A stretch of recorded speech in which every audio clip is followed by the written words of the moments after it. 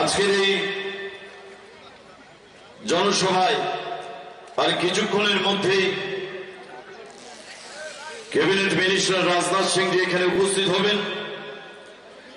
আমরা প্রত্যেকেই ওনার বক্তব্য শোনার জন্য আমরা উদ্গ্রীব হয়ে আছি।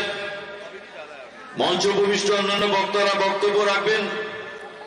আমি আমার দু একটি কথার মধ্যে দিয়ে আমি আমার বক্তব্যের বিরাম দেব।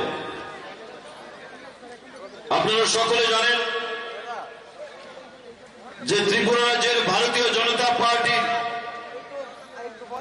2018 বিধানসভা নির্বাচনে রাজ্যের ধর্মনগর থেকে শুরু করে সাতরুম পর্যন্ত গণতন্ত্র প্রিয় মানুষ তাদের গণতান্ত্রিক ভোটাধিকার প্রয়োগের মধ্য দিয়ে 5 বছরের জন্য সরকার নির্বাচিত করেছিল। আজকে 5 বছর ভারতীয় জনতা পার্টির সরকার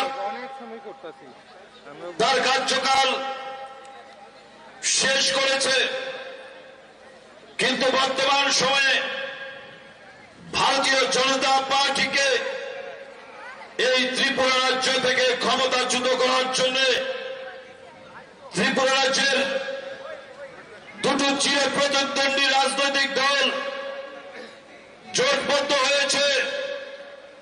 ভারতীয় জনতা পার্টিকে নাকি ত্রিপুরা রাজ্যের ক্ষমতাচ্যুত করতে হবে। যারা বাজারঘাটের কমিউনিস্ট আছেন, যারা কংগ্রেসীরা আছেন, যারা বাজারঘাটের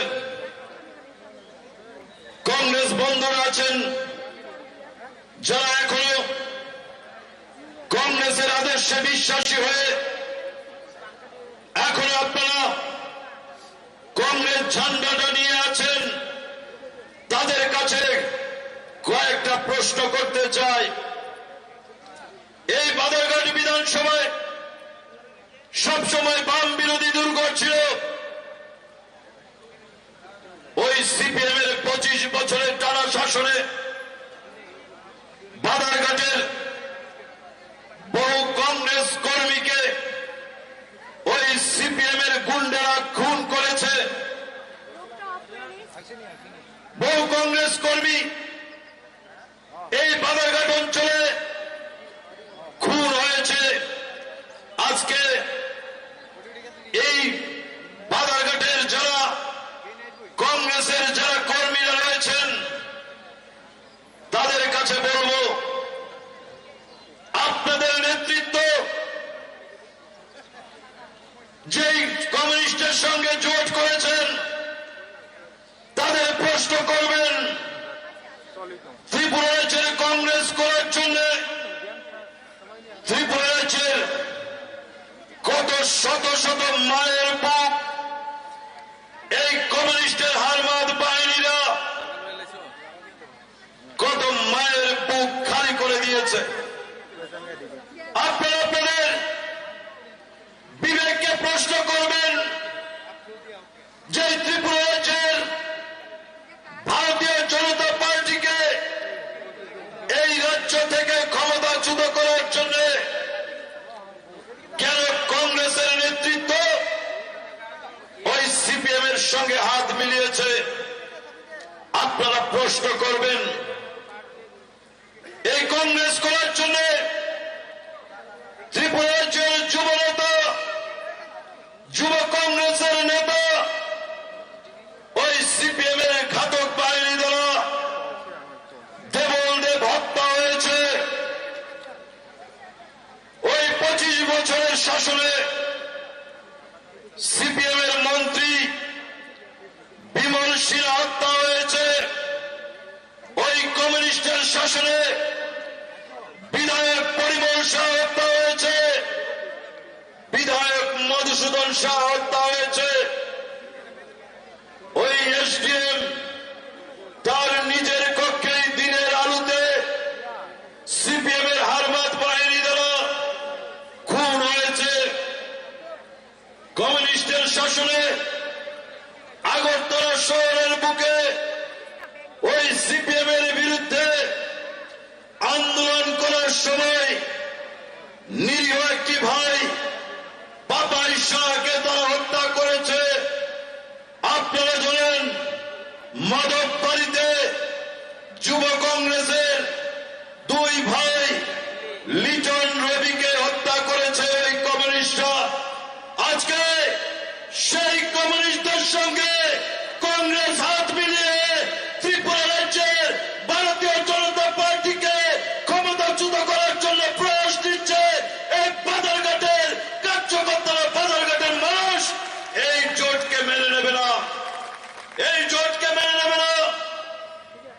যাদের হাত রক্তে সিক্ত রয়েছে, যাদের শাসনে অনেক মায়ের সিঁদুর মুছে গিয়েছে, যাদের শাসনে মার সামনে মেয়েকে ধর্ষণ করা হয়েছে, তাদের সঙ্গে কংগ্রেস আঘাত করেছে। কংগ্রেস আঘাত করেছে। কংগ্রেসের এক নেতা ওই 6 আগরতলা কেন্দ্রে ভারতীয় জনতা পার্টির পাপিয়াদির সঙ্গে লড়াই করছেন। সেই কংগ্রেসের নেতা একদিন বলেছিল যে ত্রিপুরা রাজ্যের কমিউনিস্টদের যদি এই ত্রিপুরা রাজ্য থেকে ক্ষমতা চূড়ান্ত করার জন্য যদি আমাকে মুসলিম লীগও করতে হয় তাহলে মুসলিম লীগও করতে রাজি আছি। আজকে সেই নেতা নিজের বিধানসভা কেন্দ্রে ওই সিপিএম এর ঘাতক বাহিনীদের নিয়ে মিছিল করছে, আর এই মিছিলে দাঁড়িয়ে বলছে ইনকলাব জিন্দাবাদ। সেই নেতার মুখ দিয়ে ইনকলাব জিন্দাবাদ আমরা শুনতে পেলাম। ত্রিপুরা রাজ্যের মানুষ আগেই বুঝে নিয়েছিল এই পরিবার এবং এই পরিবারের যারা পলিটিক্স করে তারা সকলে সিপিএম এর সঙ্গে হাত মিলিয়ে আছে। এবং আমার বিশ্বাস ওই 6 আগরতলা কেন্দ্র আমাদের ভারতীয় জনতা পার্টির প্রতীক চিহ্নে যিনি লড়াই করছেন দেবী দুর্গার স্বরূপ পাপিয়াদির কাছে জামানত জব্দ হবে, জামানত জব্দ। আমরা ভুলে গেছি সেই 2018 বিধানসভা নির্বাচনের আগে সেই তেলিয়ামুনের একটা ছেলে অলোক দেবের কথা, সেই অলোক দেব ভারতীয় জনতা পার্টির মিছিলে দাঁড়িয়ে স্লোগান দিচ্ছিল। কি স্লোগান দিচ্ছিল? ভারত মাতা কি জয়, ভারত মায়ের জয় ধ্বনি দিয়েছিল। আপনারা জানেন 2018 বিধানসভা নির্বাচনের আগে সেই অলোক দেব ভারত মাতা কি জয় ধ্বনি দেওয়ার পর রাত্রি 10:30টায় তার বাড়িতে ওই এসএফআই এর গুন্ডা কয়েকজন গিয়ে সেখানে তার মা এবং তার বাবার সামনে, তার একটা ছোট বোন ছিল, সেই বোনের সামনে তাকে সেই ঘর থেকে টেনে হেসে রাস্তায় নামিয়ে ওই কয়েকজন এসএফআই এর গুন্ডা তার মুখে প্রস্রাব করে দিয়েছিল। প্রস্রাব করে দিয়ে বলছিল তার মুখটা শুদ্ধ করার জন্য তারা নাকি এই কাজটা করেছে। আপনারাই বলেন ভারত মাতা কি জয় বলা ওই কমিউনিস্টের সময় এটা অন্যায় ছিল। ভারত মায়ের জয়ের ধ্বনি দেওয়া যাবে না, তার জন্য অলোক দেবের মুখে তারা প্রস্তাব করে দিয়ে বলেছিল তার মুখটা নাকি শুদ্ধ করার জন্য এই কাজটা করেছে। আজকে ত্রিপুরা রাজ্যের প্রত্যেকটা জায়গায় ভারতীয় জনতা পার্টির প্রত্যেকটা কার্যক্রমে যেভাবে হাজারো হাজারো মানুষ সংঘবদ্ধ হচ্ছে, আমার সম্পূর্ণ বিশ্বাস যে 16 তারিখ এই বিধানসভার যারা গণদেবতারা আছে তারা সকাল সকাল ভোট কেন্দ্রে উপস্থিত হয়ে ডান দিক বাঁ দিক বিচার বিশ্লেষণ করে না করে আমাদের ভারতীয় জনতা পার্টির প্রতীক চিহ্নে যিনি লড়াই করছেন আমাদের মিনাদিকে তারা বিপুল ভোটে জয়যুক্ত করবেন, বিপুল ভোটে জয়যুক্ত করবেন। এই বাদারঘাটবাসী সিদ্ধান্ত নিয়ে ফেলেছে, সিদ্ধান্ত নিয়ে ফেলেছে, চক্রান্ত করছে। কোন ইস্যু নেই, ভারতীয় জনতা পার্টির বিরুদ্ধে কোনো কিছু বলারই শুনে তারা বলছে ল অ্যান্ড অর্ডার নেই, তাদের মুখে মানায় না ল অ্যান্ড অর্ডারের কথা। ত্রিপুরা রাজ্যের 25 বছরের কালো ইতিহাস ত্রিপুরা রাজ্যের মানুষ দেখেছে। ত্রিপুরা রাজ্যের মানুষ আর চায় না এই 25 বছরের এই কালো অধ্যায় আবার ত্রিপুরার বুকে নেমে আসুক। ত্রিপুরায় যে শান্তির পরিবেশ সৃষ্টি হয়েছে, মানুষ চায় ত্রিপুরার অগ্রগতি আরো সামনের দিকে এগিয়ে যাক। আজকে ত্রিপুরা রাজ্যের ভারতীয় জনতা পার্টির সরকার আসার পর পশ্চিমবঙ্গের দেখেছেন, পশ্চিমবঙ্গের এখানে বিধায়িকা এসছেন, পশ্চিমবঙ্গের মধ্যেও দেখেছেন যে কংগ্রেস এবং সিপিএম জোট করেছিল। আমরা দেখেছিলাম পশ্চিমবঙ্গের ভেতর বুদ্ধদেব ভট্টাচার্য, রাহুল গান্ধী এক মালায় জড়িত ছিল। এই ত্রিপুরা রাজ্যের মানুষও আগে থেকেই জানতো যে কমিউনিস্টের সঙ্গে কংগ্রেসের আঘাত রয়েছে। তা না হলে প্রত্যেকটা নির্বাচনের সময় আমরা দেখতাম কংগ্রেসের প্রত্যেকটা মিছিলে লক্ষ লক্ষ মানুষের সমাবেশ হতো, কিন্তু রেজাল্ট ঘোষণার পর দেখতে পেতাম যে কমিউনিস্টরা 45-50 আসন নিয়ে ক্ষমতায় আসতো। সেটা ধরে নিয়েছিল 2018 বিধানসভা নির্বাচনের আগে, যে কংগ্রেসের লক্ষ লক্ষ কার্যকর্তা ভারতীয় জনতা পার্টির পতাকা তলে সামিল হয়েছিল। আজকে সেটা রেজিস্টার হয়েছে যে কংগ্রেস এবং সিপিএম একটাই দল। এটা রেজিস্টার হয়ে গেছে। এই ত্রিপুরা রাজ্যের মানুষ আর চায় না ওই কংগ্রেস এবং সিপিএম এর যে দুষ্ট আঘাত, সে আঘাতের নিরিখে এই ত্রিপুরা রাজ্যে আবার সরকার হোক। আপনারা শপথ নেবেন, নেতৃত্বরা এখানে বসে আছেন, নেতৃত্বের বক্তব্য শুনবেন। আমি কবি সুকান্তের দুটো লাইন দিয়ে আমি আমার কথা বলা থামাচ্ছি। প্রিয়াকে আমার কেড়েছিস তোরা, ভেঙেছিস ঘর বাড়ি, সে কথা কি জীবনে মরণে কখনো ভুলিতে পারি? আদিম হিংস্র মানবিকতার যদি কেহ আমি হই, এই স্বজন হারানো শ্মশানে তোদের চিতা তুলবই। এই বাদারঘাটে আমরা অনেক স্বজনকে হারিয়েছি। এই 2023 সালের 16 তারিখ আমরা সেই চিতায় সাজিয়ে নিয়েছি, যে চিতায় কোন মানুষ দগ্ধ হবে না, যেই চিতায় দগ্ধ হবে এই ত্রিপুরা রাজ্যের সিপিএম এবং কংগ্রেসের সেই অশুভ আঘাত, সেই চিতায় ভস্মীভূত হবে এবং ত্রিপুরা রাজ্যের আবার ভারতীয় জনতা পার্টির সরকার প্রতিষ্ঠিত হবে। এই দুই একটি কথা বলে আপনাদের সকলকে অভিনন্দন জানিয়ে আমি আমার কথা বলা শেষ করছি। জয় হিন্দ, বন্দে মাতরম, ভারত মাতা কি জয়, বিজেপি জিন্দাবাদ। আরেকবার আমার সঙ্গে স্লোগান দিন। নেতৃত্বরা বসে আছে বাদারঘাটের, যারা দুষ্ট চক্রীরা আছে আজকে তাদের জানান দিতে হবে। সবাই আমার সঙ্গে এভাবে হাত তোলেন, প্রত্যেকে পেছন দিকেও যারা আছেন প্রত্যেকে আমার সঙ্গে এভাবে হাত তোলেন, বলুন ভারত মাতা কি। আরো জোরে, আরো জোরে, ভারত মাতা কি, ভারত মাতা কি।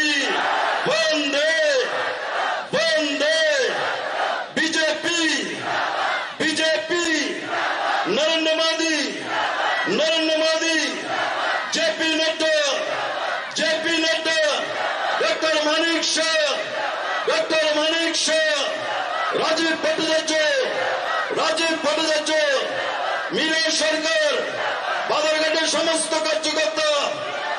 জয় শ্রীরাম, জয় শ্রীরাম, জয় জয় শ্রীরাম, হর হর মহাদেব, হর হর মহাদেব, হর হর মহাদেব। সকলকে অসংখ্য ধন্যবাদ। অনেক ধন্যবাদ অসীম ভট্টাচার্য মহোদয়কে। এবার আমি অনুরোধ করব পশ্চিমবঙ্গের মাননীয় বিধায়িকা শ্রীমতী অগ্নিমিত্রা পাল মহোদয়াকে ওনার সংক্ষিপ্ত বক্তব্য রাখবার জন্য। অগ্নিমিত্রা পাল মহোদয়াকে অনুরোধ করব ওনার সংক্ষিপ্ত বক্তব্য রাখবার জন্য।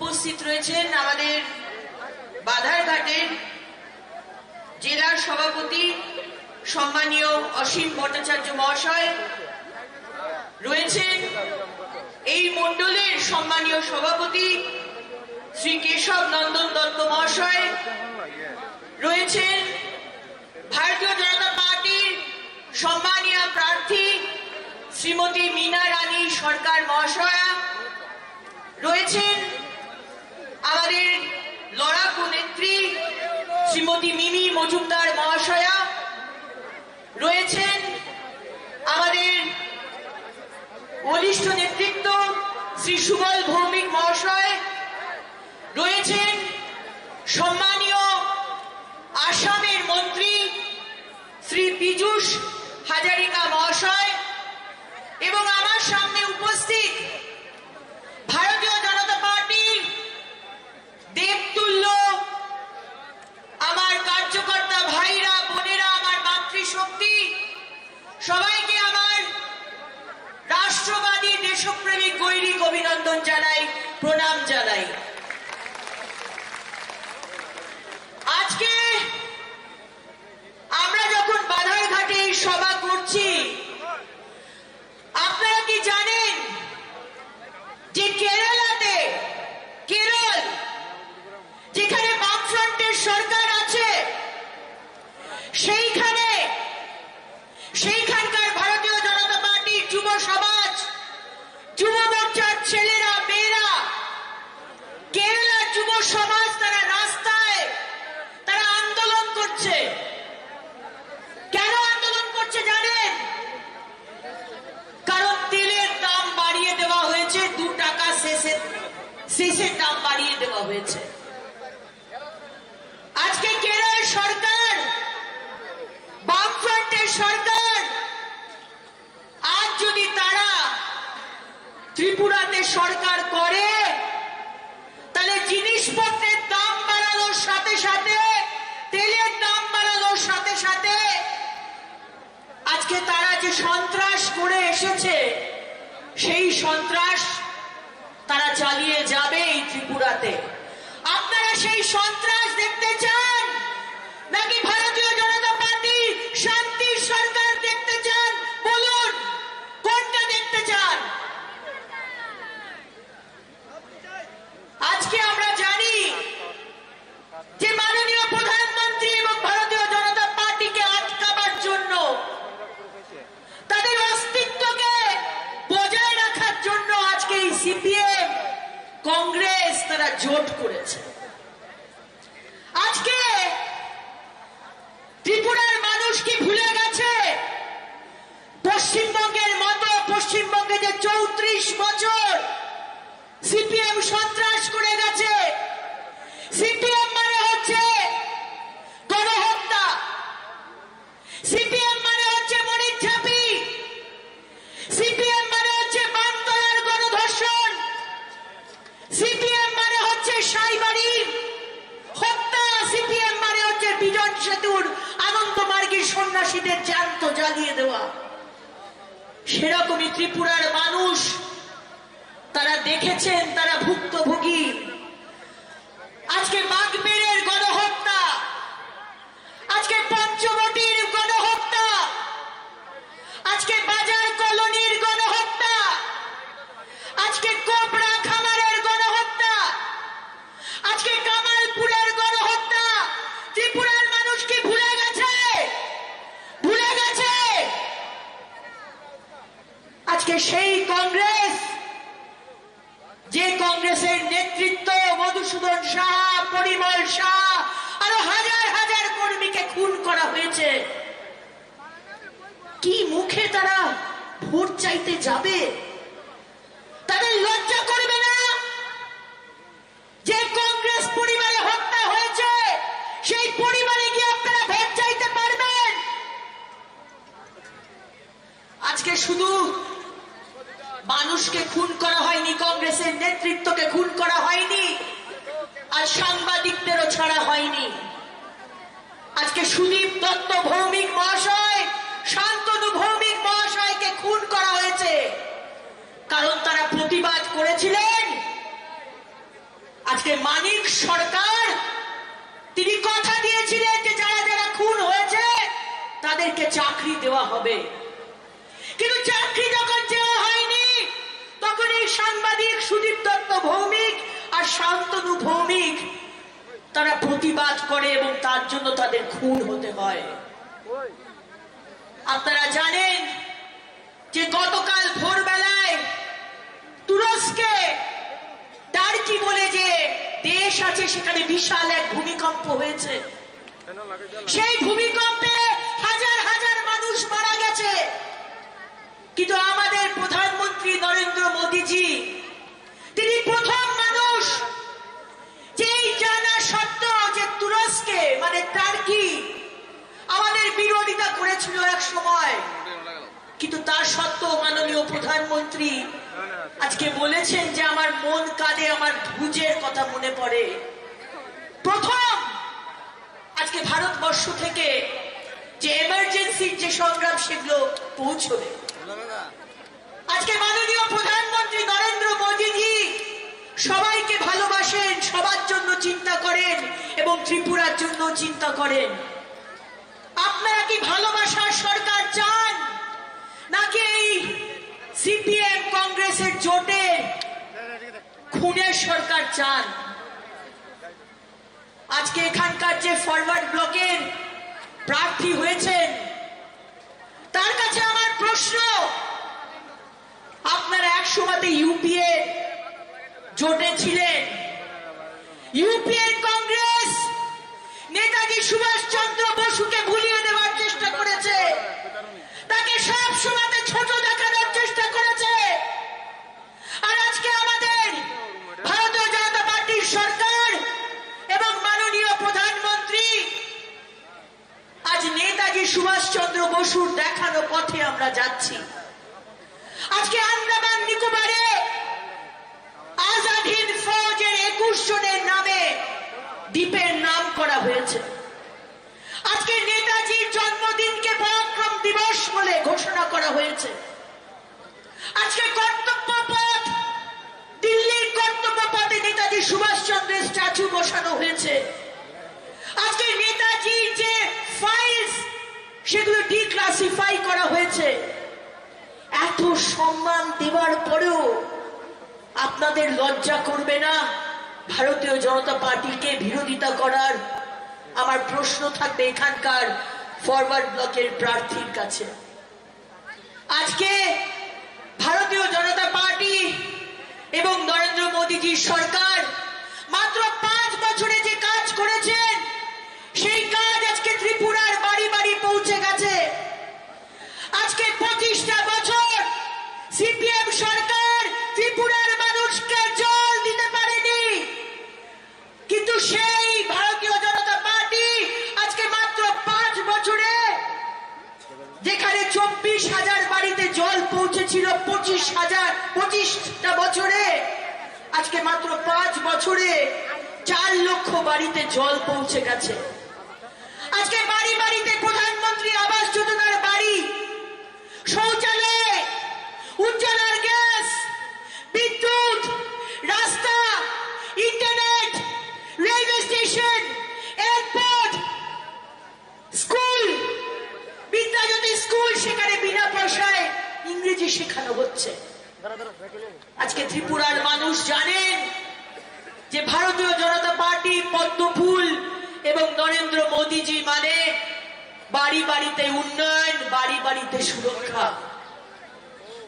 আজকে একজন তার ভাইপোকে নিয়ে কলকাতা থেকে এসেছে, র্যালি করছে, বড় বড় কথা বলছে, বলছে বিজেপির বিকল্প ত্রিপুরাতে নাকি তার দল।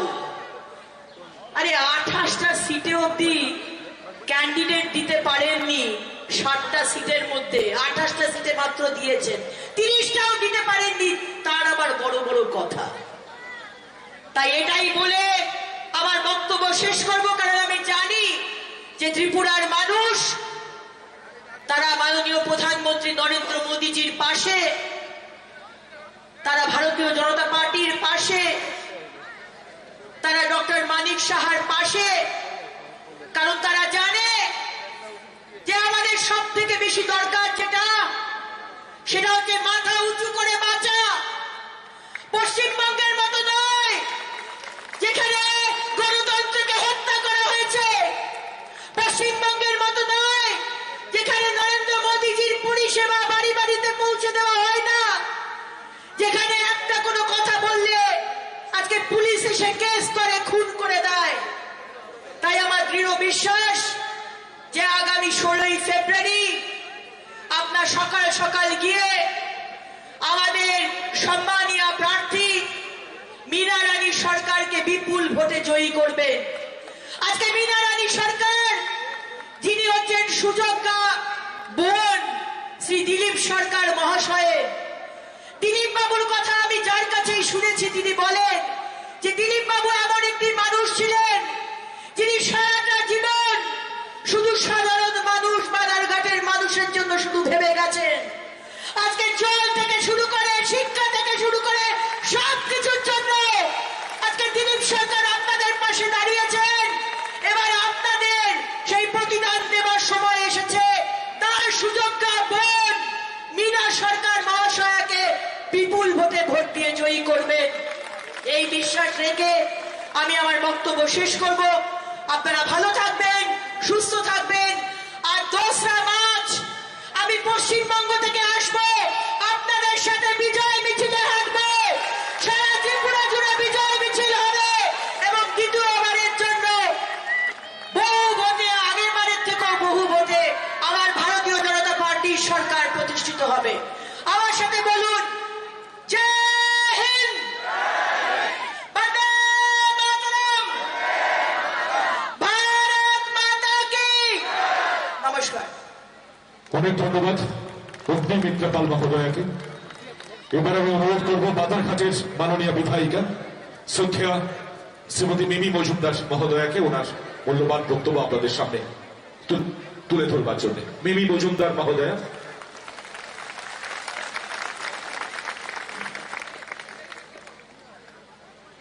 সবচাইতে প্রথমে আমি আমার প্রিয় বাধারঘাটবাসীদের নমন জানাচ্ছি, নমস্কার জানাচ্ছি যে আপনারা এতদিন ধরে আমাকে যেইভাবে আশীর্বাদ করে এসছেন, আমাদের আগামী দিনে আপনাদের যে প্রার্থী মীনা রানী সরকার মহোদয়াকে আপনারা ভারী মাত্রায় আগামী 16 তারিখ সকালবেলা ভোট কেন্দ্রে গিয়ে ওনাকে বিপুল ভাবে জয়ী করবেন। মঞ্চে উপস্থিত আছেন সম্মানিত আসামের মন্ত্রী মহোদয়, একদম youth and energetic Piyush Hazarika মহোদয়, যিনি বাধারঘাটের আপনাদের এই ইলেকশনের সাথী হয়ে ভারতীয় জনতা পার্টির পতাকাকে আরো বেশি প্রাধান্য দিয়ে এই জায়গা থেকে গর্বময় ভাবে ভারতীয় জনতা পার্টিকে বিপুল ভোটে জয়যুক্ত করার জন্য ওনাকে আমি এখানে আসার জন্য এবং উনি যেভাবে সংগঠনটাকে দেখছেন তার জন্য আমি ওনাকে স্বাগতম জানাচ্ছি। উপস্থিত আছেন পশ্চিমবঙ্গের থেকে আগত লড়াকু নেত্রী আমার দিদি অগ্নিমিত্রা পাল মহোদয়।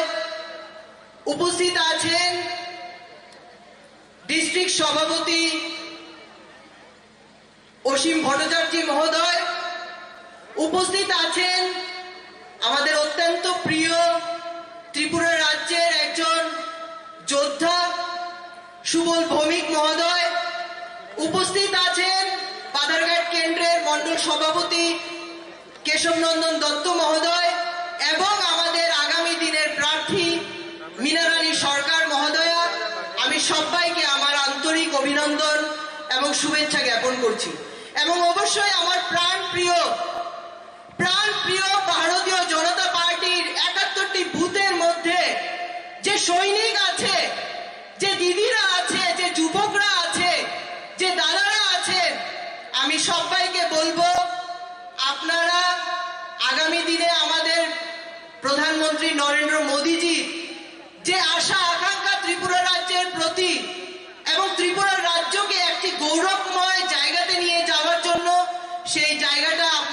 দেবেন। আমি ইতিমধ্যে বলতে চাইবো 3 বছরের পরিসীমাটা আমার জন্য 3 বছর ছিল, কিন্তু সত্যি অর্থে ভারতীয় জনতা পার্টির সরকারের হয়ে কাজ করে প্রিয় মুখ্যমন্ত্রী দুজন মুখ্যমন্ত্রীর নেতৃত্বেই আমি কাজ করেছি। আমাদের প্রাক্তন মুখ্যমন্ত্রী বিপ্লব কুমার দেব মহোদয় এবং এখন যিনি আছেন ডক্টর মানিক শাহ, সত্যি অর্থে ত্রিপুরা রাজ্যে ওরা যেভাবে ওদের ছোঁয়া লাগিয়ে যাচ্ছে, যেভাবে ডেভেলপমেন্ট লাগিয়ে যাচ্ছে, সেই পরিসরে আমি কাজ করে নিজেকে আমি ধন্য মনে করছি। 3 বছরে বাধারঘাট কিন্তু একটা মডেল বাধারঘাট হিসাবে কিন্তু রূপায়িত হওয়া শুরু করেছিল। আপনারা নিশ্চয়ই পরিলক্ষিত করেছেন বা ইতিমধ্যে পরিলক্ষিত করেছেন যে 100টির মধ্যে 85 রাস্তায় পিডব্লিউডির পুরোপুরি কিন্তু আমাদের সমাপ্ত হয়েছে। যেই অঞ্চলগুলোর মধ্যে রাস্তাঘাট কেন কোনো বাম নেতা বা কংগ্রেসের নেতার কোনোদিনও পদার্পণ হয়নি, আমি খুব অহংকারে বলতে পারবো যে সেই জায়গাগুলোর মধ্যে আমাদের মোদিজি পৌঁছে গেছে, আমাদের সরকার পৌঁছে গেছে। যেই সব জায়গা বেলাবনের অত্যন্ত প্রত্যন্ত, যেই জায়গা দিয়ে কোনোদিনও বামফ্রন্ট শুধু ভোটের ভিক্ষা করেছে এবং ভোট পেয়ে গেছে, কিন্তু দৈনন্দিন মানুষের কোনোদিনও সুযোগ সুবিধার জন্য ওরা দেখেনি, সেই জায়গাতে ভারতীয় জনতা পার্টি পৌঁছেছে এবং আমরা পৌঁছেছি। সেটাই আমাদের গৌরব করার ব্যাপার।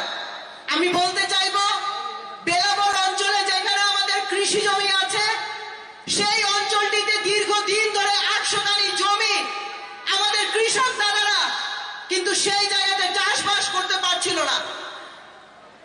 যারা বামফ্রন্ট তারা বলেন যে আমরা কৃষক বান্ধব, আমরা শ্রমিক বান্ধব, কিন্তু কোথাও কিন্তু ওদের এই কৃষক বান্ধব শ্রমিক বান্ধব কিন্তু পরিলক্ষিত হয়নি।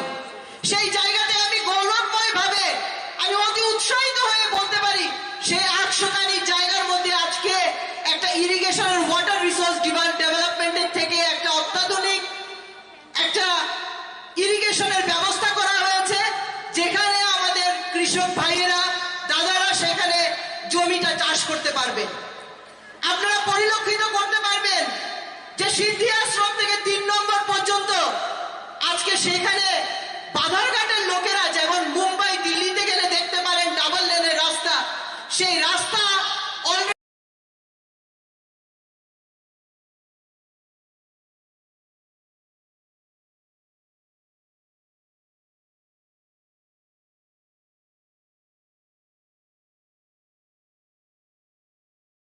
কাজ শুরু হয়ে গেছে। আগামী 3-4 মাসের মধ্যে আপনারা সেখানে একটা যে এত নিম্নমানের ওয়ার্ক সেটা হতো সেই পরিলক্ষিত কিন্তু আজকে আমরা করতে পারছি, যে যেখানে অত্যাধুনিক ভাবে খুব সুন্দর ভাবে এখানে কিন্তু কাজ চলছে। আমি বলতে চাইবো, আমি গর্ব করে বলতে চাইবো যে আপনাদের সামনে যে আনন্দ বিদ্যানিকেতন স্কুলটি আছে, সেই স্কুলটির মধ্যে ইতিমধ্যে কনস্ট্রাকশন শুরু হয়ে গেছে। 1,84,00,000 টাকার একটা প্রজেক্ট, যেটা অত্যাধুনিক infrastructure development like building, scientific labs etcetera সবগুলো প্রোভাইড করবে, যেন আগামী দিনের আমাদের যে ভবিষ্যৎরা আছে, ছোট বাচ্চারা আছে, ওরা যেন সেখানে সুযোগ্য এডুকেশন পায়।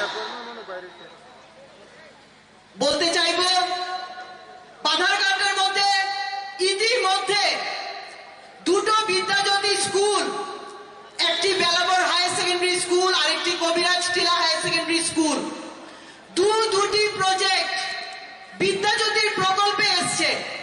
বিদ্যাজ্যোতি মানে অত্যাধুনিক এডুকেশন সিস্টেম, সাথে ইংলিশ মিডিয়ামের থেকে আপনাদের বাচ্চারা ক্লাস 1 থেকে ইংলিশ মিডিয়ামে শিক্ষিত হবে। অনেক মা বাবার এখানে বাধারঘাটের থেকে হয়তো ওদের বিভিন্ন দূর দূরান্ত ইংলিশ মিডিয়াম স্কুলে, যেমন শিশু বিহার স্কুলে, উমাকান্ত স্কুলে, ওইসব স্কুলে কিন্তু ওদের একটা যাওয়ার ইচ্ছে থাকতো, কিন্তু মা বাবার পক্ষে হয়তো আর্থিকভাবেই হোক বা ট্রান্সপোর্টেশনের জন্যই হোক বা অ্যাডমিশনের জন্যই হোক, সেটা কিন্তু আগের দিনে কিন্তু বিগত সময়ে কিন্তু করা যাচ্ছিল না। সেই জায়গাটাতে বলবো যে বেলাবনের বাচ্চারা এবং কবিরাজ টিলার দিকের বাচ্চারা সবাই কিন্তু এই বাধার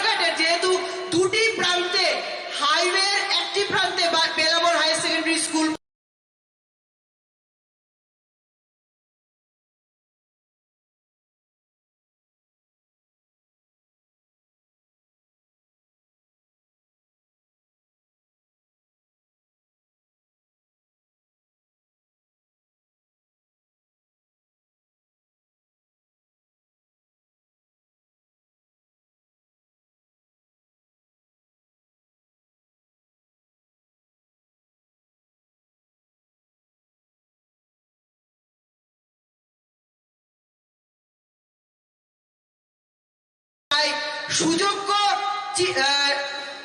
এডুকেশনে ওরা কিন্তু ভীষণভাবে ফ্যাসিলিটি পাবে। অনেক আরো ডেভেলপমেন্ট প্রসেস, যদি বাধারঘাটের ডেভেলপমেন্ট প্রসেসই আমি বলতে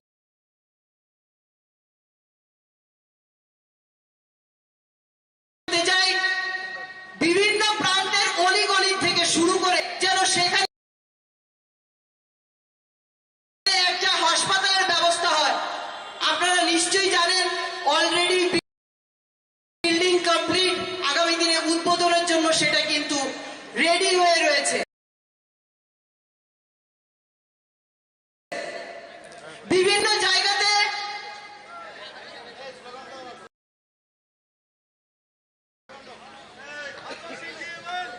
সবাইকে অনুরোধ করে বলবো, মহিলারা মধ্য দিয়ে সবাইকে নমস্কার রইল। কেন্দ্রীয় প্রতিরক্ষা রাজনাথ সিং জি রাজনাথ সিং জি তোমায় জানাই স্বাগতম। স্বাগতম স্বাগতম রাজনাথ সিং জি তোমায় জানাই স্বাগতম। স্বাগতম স্বাগতম রাজনাথ সিং জি তোমায় জানাই স্বাগতম। রাজনাথ সিং জি তোমায় জানাই স্বাগতম। রাজনাথ সিং জি তোমায় জানাই স্বাগতম। স্বাগতম স্বাগতম রাজনাথ সিং জি তোমায় জানাই স্বাগতম। স্বাগতম স্বাগতম রাজনাথ সিং জি তোমায় জানাই স্বাগতম। স্বাগতম স্বাগতম Rajnath Singh ji welcome. Welcome welcome Rajnath Singh ji welcome. We pay our homage Rajnath Singh ji welcome. to the Defense Minister of Rajnath Singh ji welcome. Rajnath Singh ji welcome. Rajnath Singh ji welcome. Doctor Manik Saha মহোদয়, রাজনাথ সিং জি ওয়েলকাম। রাজ্যের মাননীয় মুখ্যমন্ত্রী মানিক সাহেব ওয়েলকাম। ভারত মাতা কি, শ্রী রাজনাথ সিং ভারত মাতা কি, মঞ্চে এসে ভারত মাতা কি। সবাই করতালি দেবেন, সবাই করতালির মাধ্যমে ওনাকে স্বাগত জানাবেন। মাননীয় মুখ্যমন্ত্রী প্রফেসর ডক্টর মানিক সাহা মহোদয়, the Honorable Defense Minister of India, Shri Rajnath Singh Ji, has just arrived in this prestigious and historical rally, and on behalf of all the inhabitants of Badharghat, we welcome sir.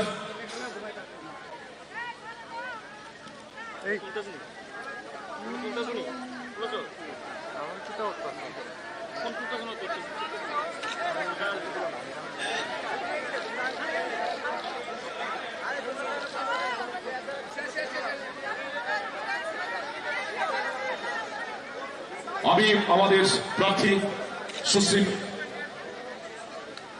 Meena রানী সরকার মহোদয়কে এবং সাবিত্রীদিকে অনুরোধ করবো আমাদের প্রধান অতিথিকে বরণ করে নেবার জন্য।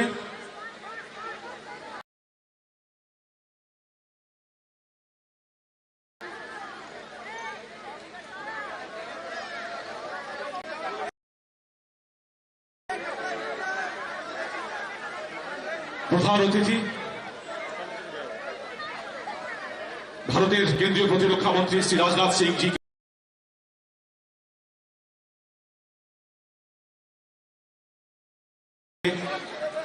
আমরা বরণ করে নিচ্ছি।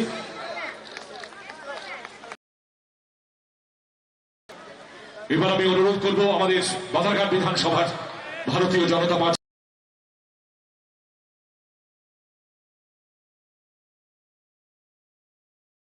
মনোনীত প্রার্থী সুশ্রী মীনা রানী সরকার মহোদয়াকে কিছু বলবার জন্য।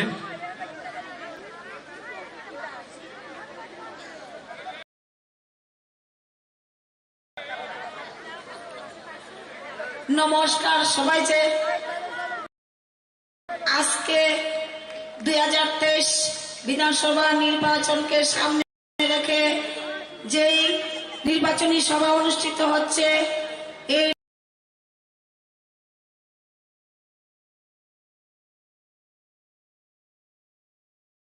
নির্বাচনী সভায় মঞ্চে উপস্থিত আমাদের বিধায়িকা মিমি মজুমদার মহোদয়া, এখানে উপস্থিত আমার দাদা সুবল দা এবং অন্যান্য যারা আছেন, প্রত্যেকের প্রতি রইল আমার প্রণাম প্রীতি এবং ভালোবাসা।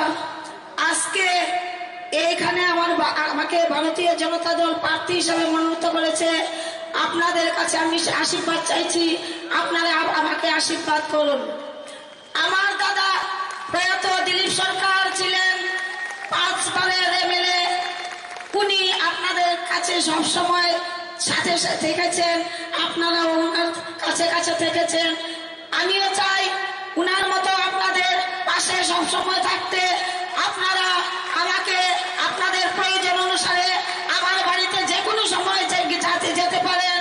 আমি আপনাদের সাথে আপনাদের কথাগুলি মন দিয়ে শুনবো এবং কাজ করার চেষ্টা করব।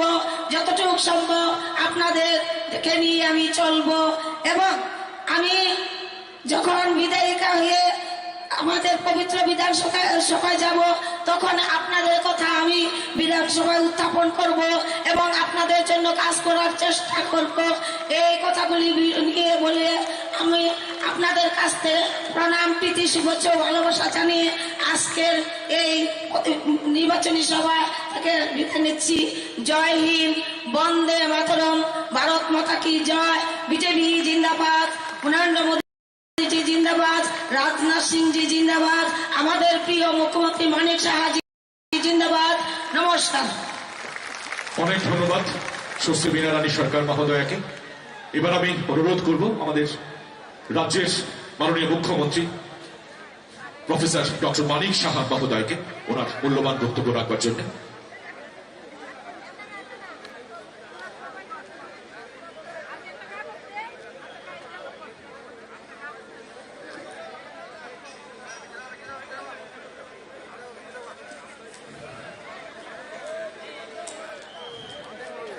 সবাইকে নমস্কার, শুভ সন্ধ্যা। আজকের যে 2023-এর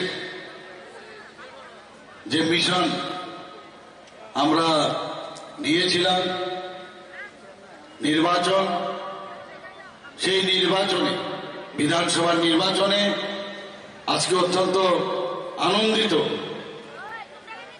যে 14 বাজারঘাটে আমাদের মাঝে মঞ্চে উপস্থিত আছেন আমাদের ভারত সরকারের মাননীয় রক্ষামন্ত্রী, সবার আদরণীয়, সবার প্রিয়, সবাই অনেকদিন ধরে ওনাকে জানেন চিনেন, বিশেষ করে ত্রিপুরাবাসী শ্রদ্ধেয় শ্রী রাজনাথ সিংজি উপস্থিত আছেন। এই কেন্দ্রের মাননীয় বিধায়িকা শ্রীমতী মিমি মজুমদার মহোদয়া, সবার প্রিয়। এবং এখানে উপস্থিত আছেন ওয়েস্ট বেঙ্গলের মাননীয় বিধায়িকা শ্রীমতী অগ্নিমিত্রা পাল। এখানে যার জন্য আজকের এই সমাবেশ, সংকল্প সমাবেশ, এবং ভারতীয় জনতা পার্টির পক্ষ থেকে যাকে এবার মনোনয়ন দেওয়া হয়েছে, এবং আমার অত্যন্ত প্রিয় ভাজন স্বর্গীয় দিলীপ সরকারের বোন শ্রীমতী মীনা রানী সরকার মহোদয়া, উপস্থিত আছেন আসামের মাননীয় মন্ত্রী শ্রদ্ধেয় মন্ত্রী শ্রী পীযূষ হাজারিকা মহোদয়, উপস্থিত এই মণ্ডলের মাননীয় সভাপতি কেশব নন্দন দত্ত এবং অন্যান্য বিশ্বজনেরা, আমার সামনে উপস্থিত আছেন সমস্ত মিডিয়া বন্ধুরা এবং অত্র এলাকার সমস্ত বিভিন্ন স্তরের কার্যকর্তারা এবং সমস্ত গুণীজনেরা এখানে উপস্থিত আছেন, আমার মা ও বোনেরা, সবাইকে আমি হার্দিক অভিনন্দন ও শুভেচ্ছা জানাচ্ছি। আজকে আমি সকাল থেকে বিভিন্ন জায়গায় আমি ঘুরছি। কিছুক্ষণ আগে আমি খোয়াইও গিয়েছি, খোয়াইয়ের আগে নর্থেও গিয়েছি।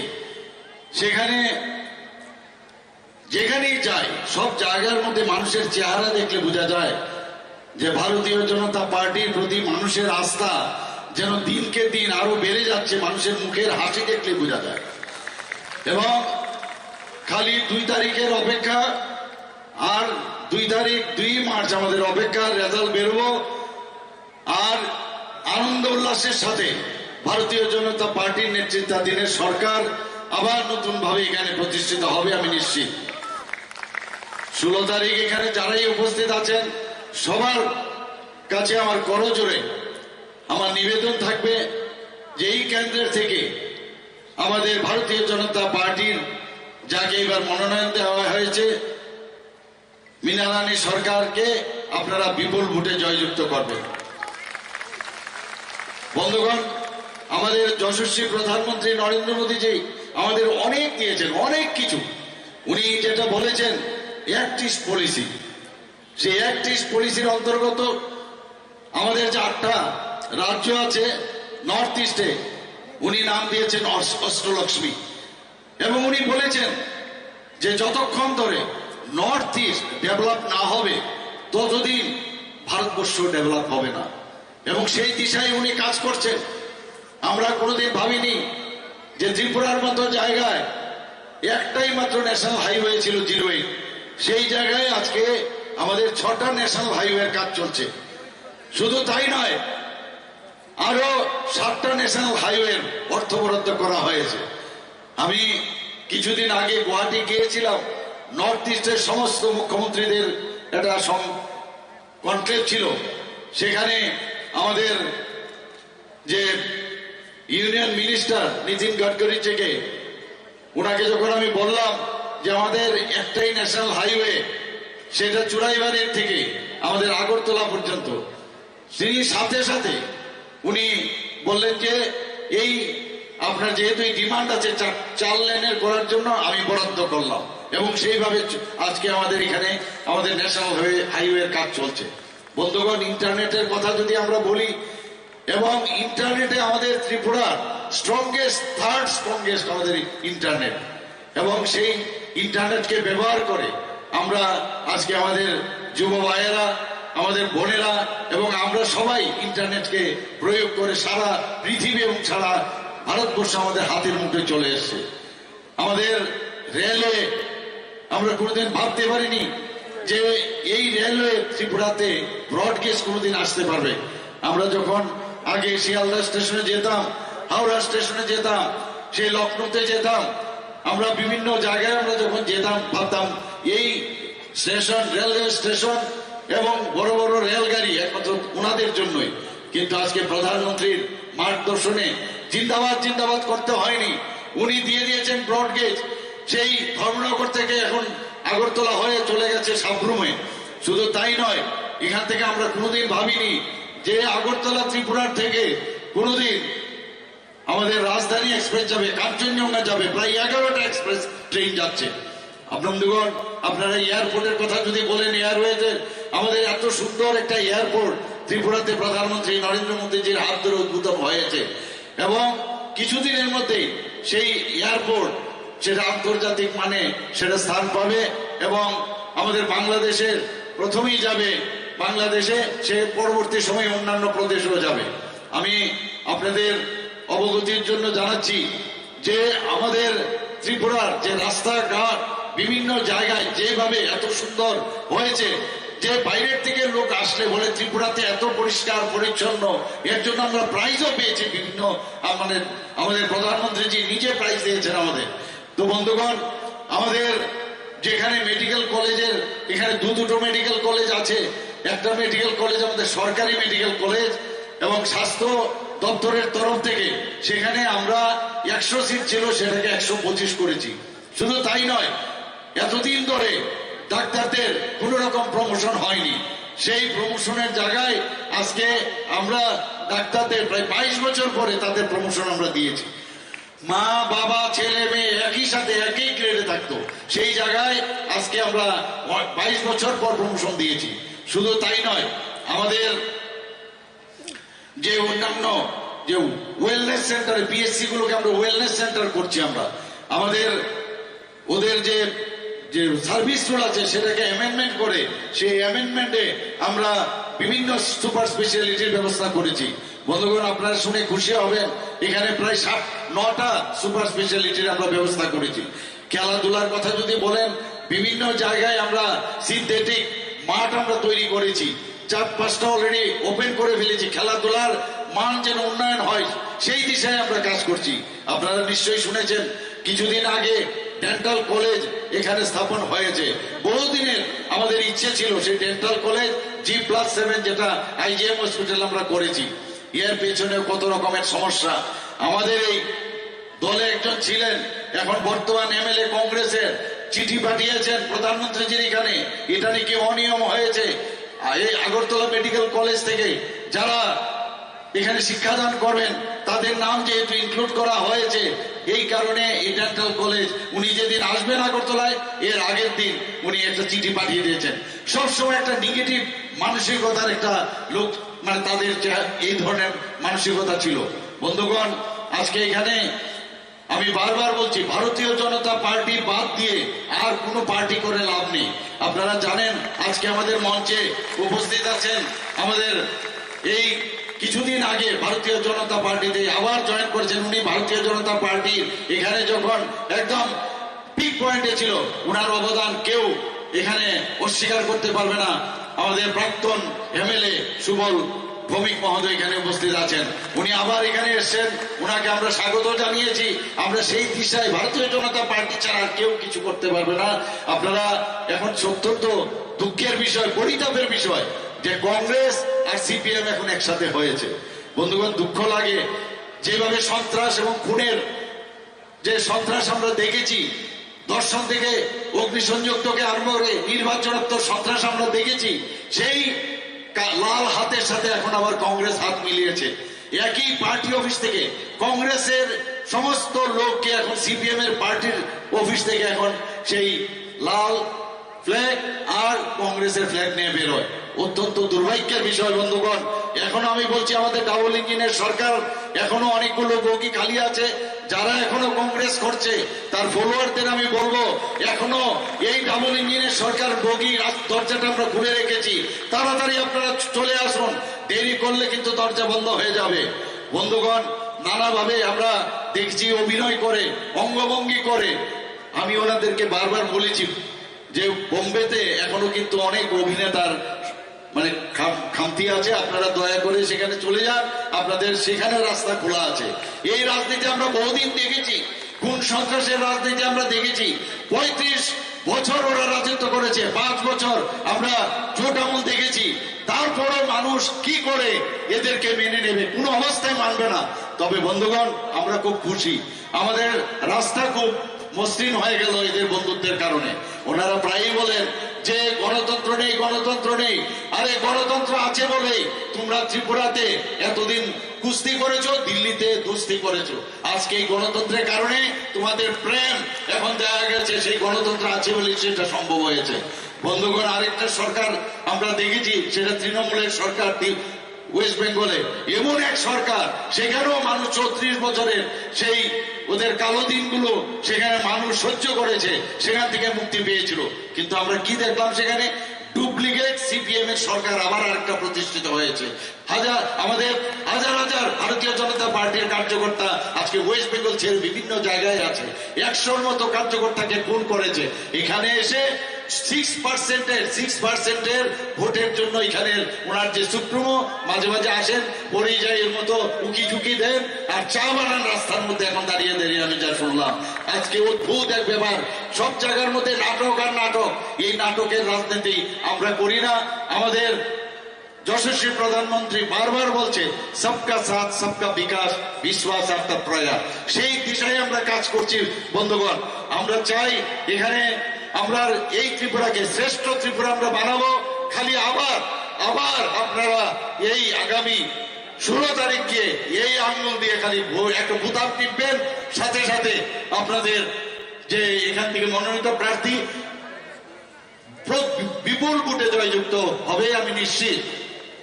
বন্ধুগণ, আমার অত্যন্ত আজকে ভালো লাগছে, আমাদের মাঝে আজকে আমাদের শ্রদ্ধেয় আমাদের ডিফেন্স মিনিস্টার এখানে আছেন। উনি আপনাদের সামনে সবকিছু বলবেন। তবে একটাই আবেদন আপনাদের কাছে থাকবে যে আগামী দিন এই ধরনের নাট্যকারদের আর রাস্তা দেবেন না। সন্ত্রাস যারা করেছে তাদেরকে আর রাস্তা দেখাবেন না। খুন সন্ত্রাসের রাজনীতি আমরা বহু দেখেছি। বহুত কষ্টে 2018-তে আমরা আবার ভারতীয় জনতা পার্টি এখানে প্রধানমন্ত্রীর মার্গদর্শনে আমরা এখানে প্রতিষ্ঠিত হতে পেরেছি। আগামী দিন আমি নিশ্চিত আবার নেতৃত্বাধীন সরকার এখানে প্রতিষ্ঠিত হবে। বন্ধুগণ, আর লাস্ট একটা কথা বলে আমি শেষ করছি। যার জন্য আপনারা বসে আছেন, ওনার রাজনাথজি আপনাদের সামনে বলবেন, মোথা নামে আরেকটা পার্টি, আমি ওনাদের যে সুপ্রিম, আমি জিজ্ঞেস করতে চাই, গ্রেটার ত্রিপুরাল্যান্ডের বাউন্ডারিটা কোন জায়গায়? ওনাদের গ্রেটার ত্রিপুরাল্যান্ডের বাউন্ডারিটা কোন জায়গায়? মাঝে মাঝে বলেন সেটা বাংলাদেশে, মাঝে মাঝে বলেন সেটা মিজোরামে আছে, মাঝে মাঝে বলেন আসামে। এটা কি সম্ভব? বাস্তবে সেটা কি সম্ভব? বারবার থানসা বলছে এখন জনজাতি ছেড়ে জাতিদের ক্যান্ডিডেট করেছে, 8টা জায়গায় জাতিদের ক্যান্ডিডেট করেছে। অদ্ভুত, যখন মাথার মধ্যে যা আসে তাই করে। আমাদের জনজাতি ভাই বোনদের ও এবং ওনার যে টিম, ওদেরকে ভুল বোঝাচ্ছে এখনো। আমি এখনো বলছি বন্ধুগণ, ওনাদেরকে আমি, যারা আমাদের জাতি এবং জনজাতি যে আমাদের সুদৃঢ় যে আমাদের বন্ধন, সেটা আগামী দিন আরো সুদৃঢ় হবে এবং এইসব থামসা বানসা করে কিছু লাভ হবে না এবং ভারতীয় জনতা পার্টি আবার আসবে। আপনি এখানে আমার বক্তব্য শোনার জন্য আমি আপনাদেরকে সবাইকে আমি ধন্যবাদ, অভিনন্দন জানিয়ে আমি আমার বক্তব্য শেষ করছি। নমস্কার, বন্দে মাতরম, ভারত মাতা কি জয়। অনেক ধন্যবাদ ত্রিপুরার মাননীয় মুখ্যমন্ত্রী প্রফেসর ডক্টর মানিক সাহা মহোদয়কে ওনার মূল্যবান বক্তব্য রাখবার জন্য। এবার যার বক্তব্য শুনবার জন্য আপনারা অপেক্ষা করছেন, আমাদের আজকের অনুষ্ঠানের প্রধান অতিথি, ভারতের কেন্দ্রীয় প্রতিরক্ষা মন্ত্রী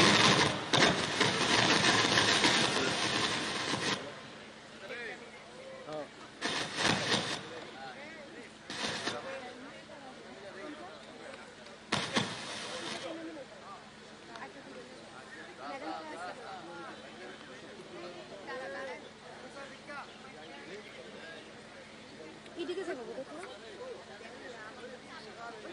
না জুম করলে তো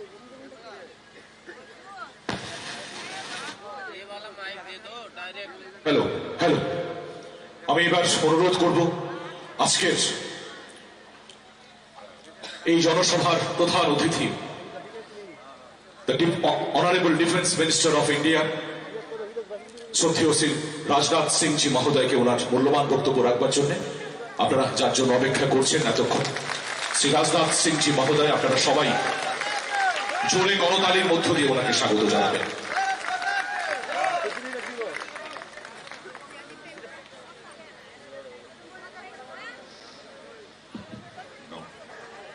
ठीक है,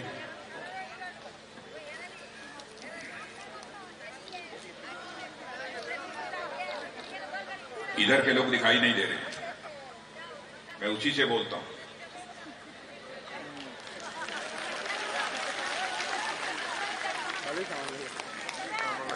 जहां से मुख्यमंत्री की आवाज निकलती है, वहीं से मेरी भी आवाज निकलनी चाहिए।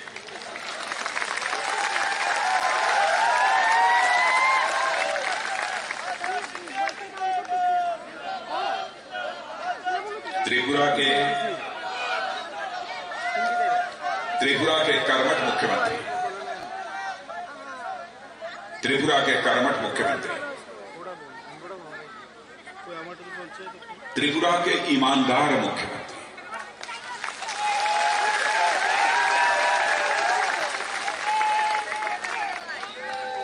त्रिपुरा के बहुत ही सहज और सरल मुख्यमंत्री,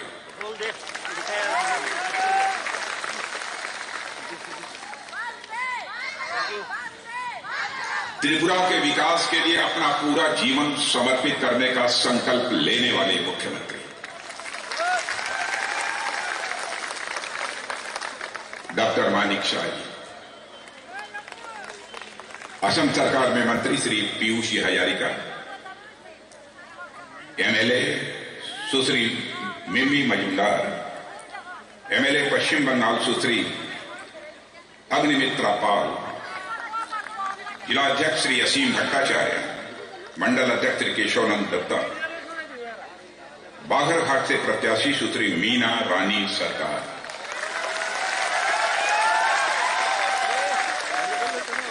और सभा में मौजूद मेरे सभी सम्मानित बहनों एवं भाइयों,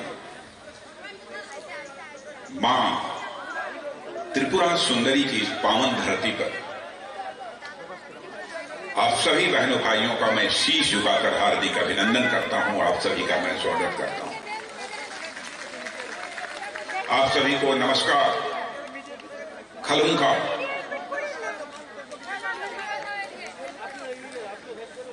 मेरे बहनों भाइयों, मैं आपको बधाई देना चाहता हूं।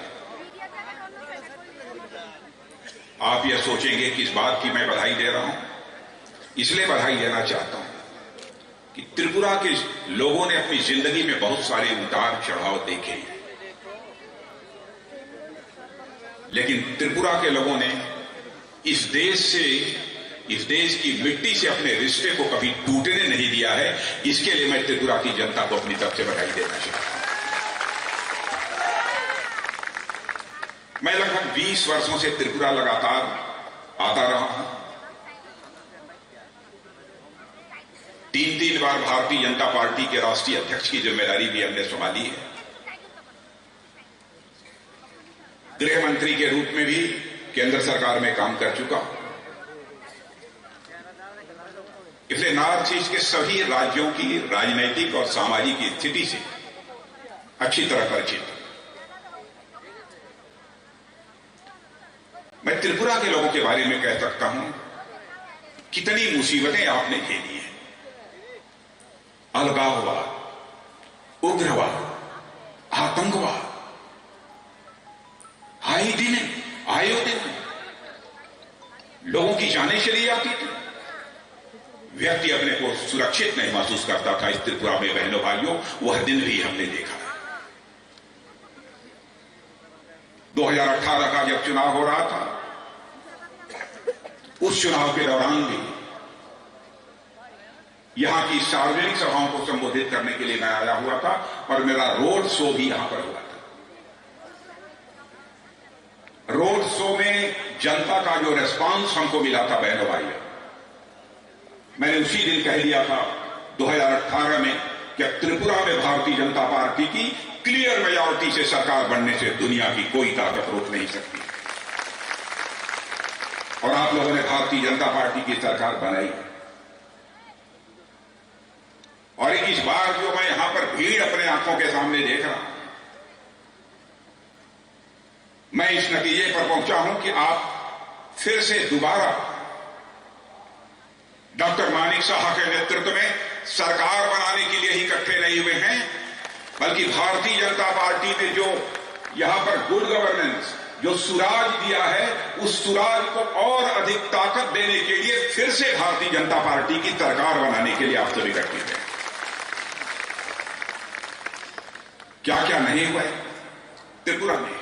आवश्यक बुनियादी सुविधाएं लोगों को उपलब्ध नहीं थी। और इस बार मैं त्रिपुरा में आया हूं, मैं सड़क से निकल गुजर रहा था, मेरे साथ डॉक्टर मानिक साहा जी मौजूद थे। इसके पहले एक सभा को और संबोधित कर चुका हूं जब आ रहा था, तब पूर्व मुख्यमंत्री विप्लव जी भी हमारे साथ थे। मैंने कहा कि मानिक साहा जी, त्रिपुरा पहले की अपेक्षा हमको बदला बदला से लगा। बहनों भाइयों, पहले कभी यह अगरतला हमने देखा था, अगरतला में गंदगी थी, सड़कें अच्छी नहीं। अगरतला के कुछ मोहल्लों में भी मैं गया था, लोग कहते थे साहब हमारे यहां कभी बिजली आती है, कब चली जाएगी कुछ कहा नहीं जा सकता। बिजली यहां की हम लोगों के साथ आंख मिचौनी करती है, यह हालात थे। लेकिन आज मैं अगरतला की सड़कों को देख रहा था बहनों भाइयों, और जिस प्रकार की सफाई की व्यवस्था हमने अगरतला में देखी, इसकी मैंने कभी कल्पना नहीं की थी। इसके लिए मैं डॉक्टर मानिक साहा को अपनी और उनकी पूरी सरकार को अपनी तरफ से हार्दिक बधाई देना चाहता हूं। इसके पहले भी जिस सार्वजनिक सभा को मैं संबोधित करने गया था, वहां पर भी मैंने देखा, मैं विप्लव जी से कह रहा था, विप्लव जी इन 5 वर्षों में आप लोगों की सरकार ने तो करिश्माई काम कर दिया है। जनता के साथ मैं सीधी बातचीत कर रहा था, जनता जवाब दे रही थी। बहनों भाइयों, अब तो अलगाववाद, उग्रवाद, आतंकवाद का सिलसिला त्रिपुरा से ही नहीं बल्कि पूरे नॉर्थ ईस्ट से समाप्त हो चुका है। कोई मां का लाल यदि उग्रवादी, आतंकवादी वारदात करने के लिए सिर उठाने की कोशिश करेगा, तो उसका क्या हस्त्र होगा यह बताने की जरूरत नहीं है, उसको अच्छी तरह मालूम है।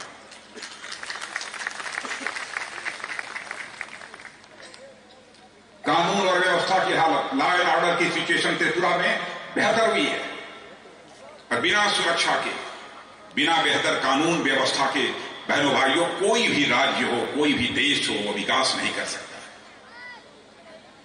विकास की पहली शर्त होती है चुस्त दुरुस्त कानून व्यवस्था। यह जब हमको त्रिपुरा में देखने को मिलता है,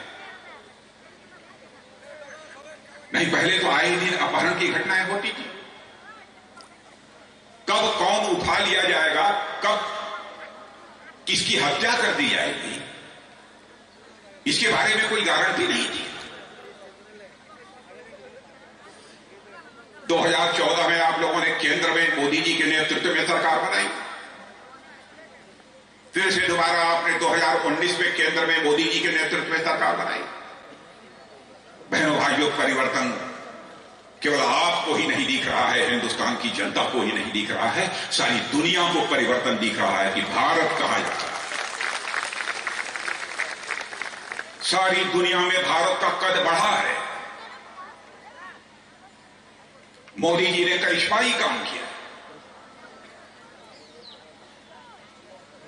पहले भारत दुनिया के मंचों पर कुछ बोलता था तो भारत की बातों को लोग गंभीरतापूर्वक सुनते नहीं थे, कहते थे भारत कमजोर देश है, हमारी बात को अनसुनी कर देते थे, एक कान से सुनते थे दूसरे कान से निकाल देते थे। लेकिन आज भारत दुनिया के मंचों पर कुछ बोलता है तो मेरे बहनों भाइयों, सारी दुनिया कान खोलकर सुनती है कि भारत बोल क्या रहा है।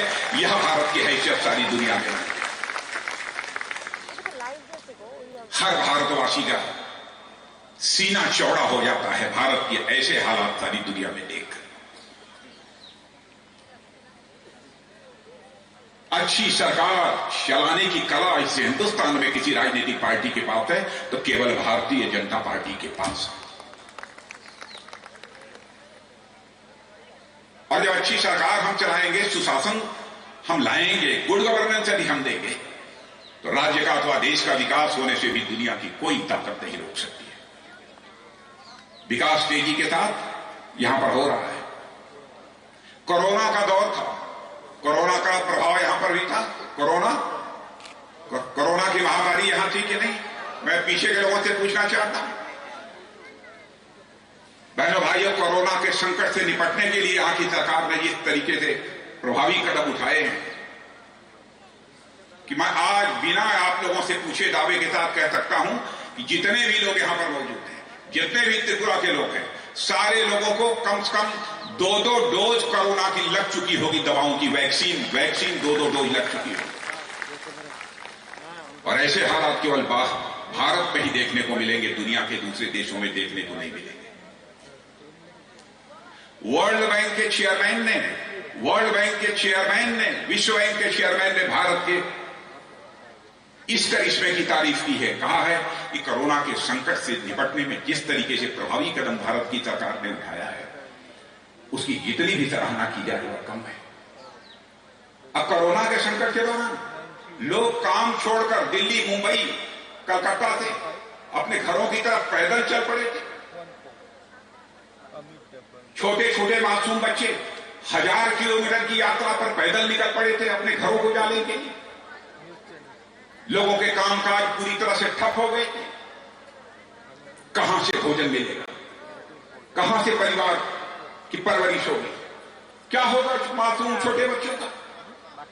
बहनों भाइयों, उस समय दुनिया का अकेला देश भारत था जिस भारत के प्रधानमंत्री ने यह संकल्प लिया है कि जब तक यह कोरोना का संकट रहेगा और इस कोरोना के संकट का प्रभाव जब तक रहेगा, हम मुफ्त राशन हर परिवार को मुहैया कराएंगे, मुफ्त राशन हर परिवार को मुहैया कराएंगे।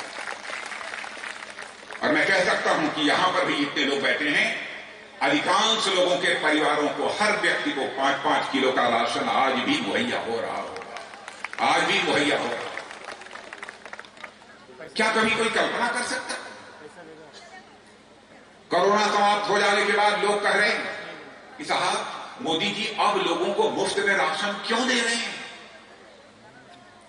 मैं उन लोगों को बतलाना चाहता हूं, मोदी जी बहुत ही संवेदनशील प्रधानमंत्री है, इसलिए लोगों को कोरोना समाप्त हो जाने के बाद भी आज भी मुफ्त राशन मुहैया करा रहे हैं, क्योंकि 2 साल तक जब उनके हाथों को काम नहीं मिला था, जब तक काम सबको नहीं मिल जाता है तब तक हम यह राशन मुहैया कराते रहेंगे। ये हमारे प्रधानमंत्री का सीधा और ईमानदारी से बताइएगा, कुछ परिवारों में तो मुझे मालूम है कि जो राशन आपको मिलता है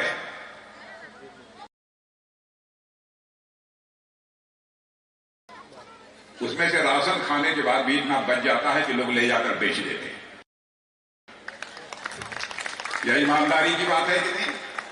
ईमानदारी की बात हाथ उठा के बताइए, सही है? बहनों भाइयों, किसी सरकार में यह संभव नहीं, यह संभव है केवल भारतीय जनता पार्टी की सरकार में ही संभव है।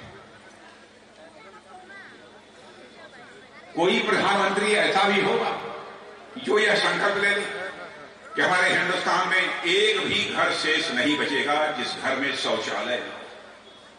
यहां जितने लोग खड़े हैं, मैं विश्वास के साथ कह सकता हूं, शायद ही कोई ऐसा घर बचा हो जिस घर में आज शौचालय न बन गया हो। यदि नहीं बना होगा तो 2024 समाप्त होते होते बहने भाइयों, एक भी घर जो बचे होंगे वह भी शेष नहीं बचेंगे जहां पर भी शौचालय की व्यवस्था न हो। एक भी घर शेष नहीं बचेगा। मैं ग्रामीण क्षेत्रों में गया था, पहले तो ग्रामीण क्षेत्रों में बिजली पहुंचती नहीं थी, अब पहुंचती भी थी तो गांव में बिजली चली जाती थी, लोगों के घरों तक बिजली नहीं पहुंचती थी। आज जब मैं लोगों से पूछ रहा था तो लोग कह रहे हैं साहब केवल हमारे गांव में ही बिजली नहीं आती, हमारे घर में भी अब बिजली आने लगी है। ऐसे हालात इस हिंदुस्तान में पैदा हुए हैं। भारतीय जनता पार्टी की सरकार चलाने का तरीका है। बहनों भाइयों, हम लोग राजनीति करते हैं तो राजनीति केवल सरकार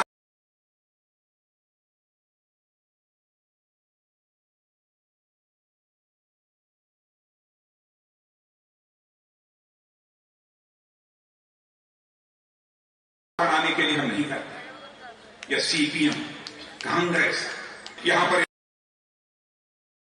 सज्जन प्रदीप किशोर देव वर्मा जी ने कोई पार्टी बना ली,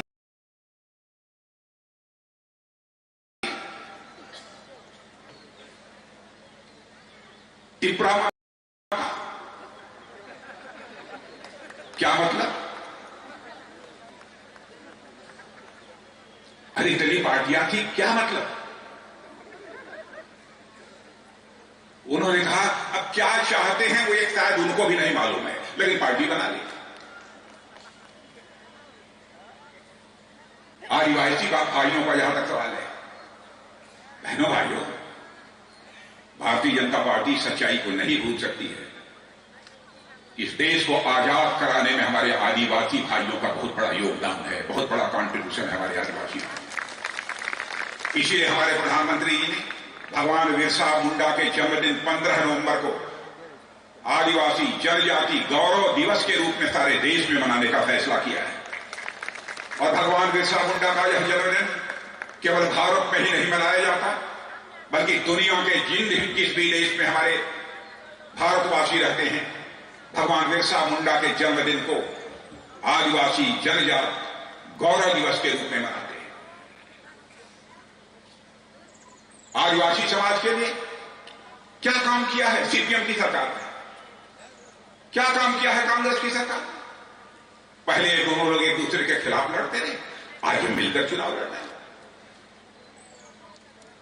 यानी यह मान लिया है दोनों लोगों ने कि हम अकेले भारतीय जनता पार्टी को नहीं हरा सकते।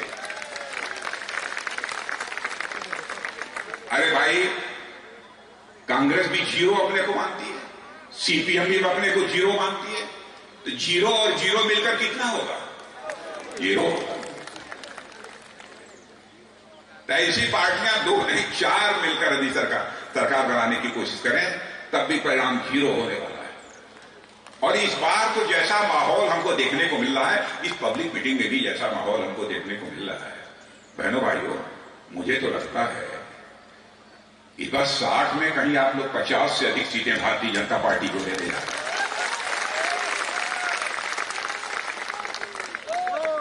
इस बार तो सारा रिकॉर्ड ही टूटने जा रहा है। किसी ने मुझसे कहा कि साहब यहां पर सीपीएम के लोग कह रहे हैं कि हमारी सरकार यहां बन जाएगी तो जो सरकारी कर्मचारी हैं उनको हम ओल्ड पेंशन स्कीम लागू कर देंगे। यहां भी होंगे, कहीं पर सुन रहे होंगे लोग हमारे। मैं उन लोगों से कहना चाहता हूं, इन सीपीएम के लोगों से कहो, केरल में आपकी सरकार है, क्या आपने वहां पर ओल्ड पेंशन स्कीम को लागू कर दिया? मेरे सीपीएम के नेताओं, सीपीएम के दोस्तों, कांग्रेस के दोस्तों, मैं कहना चाहता हूं, राजनीति जनता के आंखों में धूल झोंक कर राजनीति नहीं की जानी चाहिए, बल्कि हिम्मत है तो जनता की आंखों में आंख डालकर राजनीति की जानी चाहिए। ओल्ड पेंशन स्कीम यदि लागू करने की बात अभी आप करते हो तो पहले केरल में तो लागू करो, तब त्रिपुरा की बात, तब जाकर लोगों को आपके ऊपर विश्वास होगा कि आप कर क्या रहे हैं।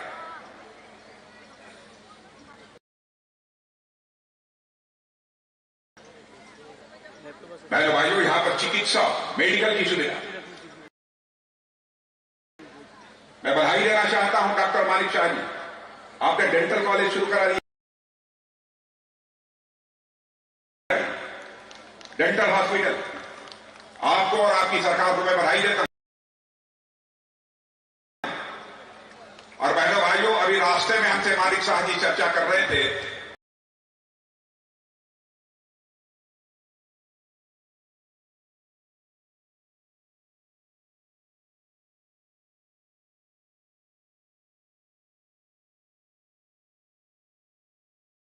कि भाई साहब, मेरे दिल की तो बस एक ही हसरत है, जहां पर की बात मुश्किल 35-40 लाख लोगों की आबादी है, वहां एम्स के स्तर का एक हॉस्पिटल बनाने के बारे में वहां का मुख्यमंत्री सोचे।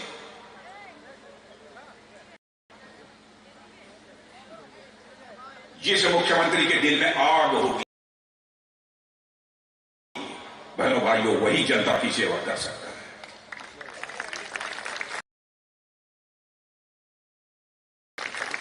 जिस मुख्यमंत्री के दिल में तड़पन होगी,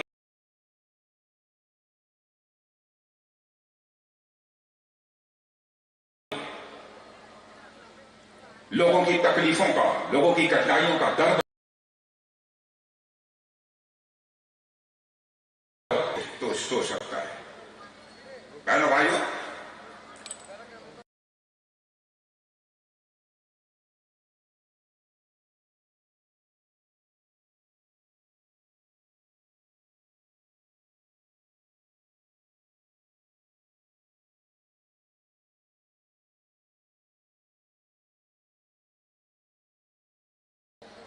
हमारी केंद्र सरकार का जहां तक सवाल, तब भी लोगों के पास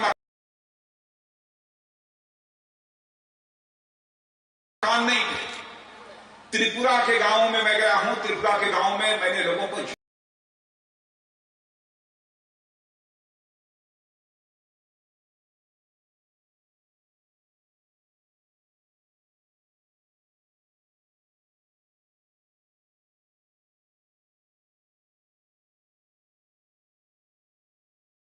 झोपड़ी लगाकर, एक झोपड़ी में 4-4 परिवार के कुछ सदस्य घर में सोते थे। फिर वह जब जाते थे तो आधे समय शेष बचे परिवार के सदस्य उस घर में सोते थे। हमारे संवेदनशील प्रधानमंत्री ने फैसला किया, चाहे जो भी हो जाए, हम ऐसे हालात पैदा करेंगे कि हिंदुस्तान में एक भी परिवार शेष नहीं बचेगा जिस परिवार को अपना सिर ढकने के लिए पक्का छत न मुहैया हो जाए। और आज मैं त्रिपुरा में भी कहकर जा रहा हूं, जरूरत होगी फिर आऊंगा, कि मेरे बहन भाइयों, जिन परिवारों को पक्का छत नहीं मिला होगा, उनको पक्का छत यानी पक्का मकान मिलकर रहेगा, कोई रोक नहीं। मैं कितनी सुविधाओं की चर्चा करूं। बहुत सारी सुविधाएं अपनी गवर्नमेंट ने मुहैया कराई। कनेक्टिविटी का तो इतना अभाव था। गांव की तरफ चले जाइए तो सड़कें गायब। सड़कें यदि थी भी तो उन पर चलना बहुत ही कठिन काम था। कलेजा पकड़ के चलना पड़ता था। इतने गड्ढे थे, पता ही नहीं चलता था कि सड़क में गड्ढे हैं कि गड्ढे में सड़क है। हालत यह हो गई। इस बार अच्छी अच्छी सड़कों का निर्माण हुआ है।